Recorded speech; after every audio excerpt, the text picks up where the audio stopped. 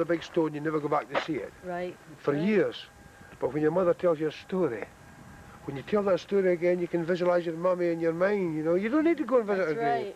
You still have your mummy sitting by the fireside when you tell mummy told me this story.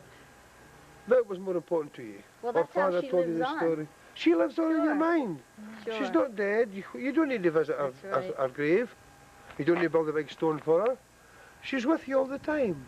So that's why I tell you the old people never dies. As long as you have their story, they never die. Or their music. Or their music, or their songs, they never die. Some people you visit, more travellers than me, and they'll say, oh, that's my mummy's story. Oh, I remember my mummy singing that one. And still with her. They can visualise being with her at the present moment, even though she's dead for 20 years, or 30 years, or 50 years.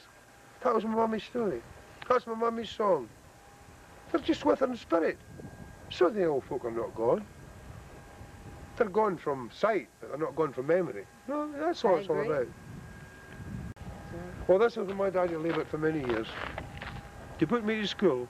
For what he put me to school for, I don't know. He worked hard to give me an education, he said was an education, to learn me to read and write, which was no good to me. But the things he taught to me out of school were more important.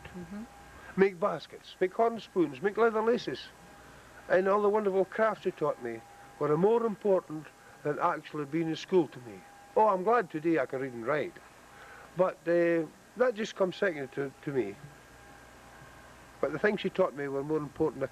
And that's what I wanted to learn, you see. The things that I wanted was that he could teach me.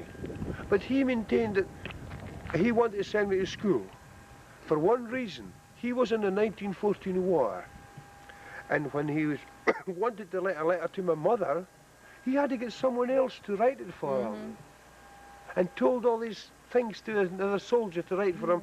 My darling this, my darling that. And soldier had to write out for him, and he said, when I go home from the war, if I survive, if I have children, they'll never need to get someone else to write a letter for them. And that's why it was an obsession with him, to get us to learn to read and write. But the things he told us, without being in school, was more important to us. He knew it, of course, but he still maintained, and he taught 13 of us to read and write in the same school that you visited today. And we're proud of him, of course.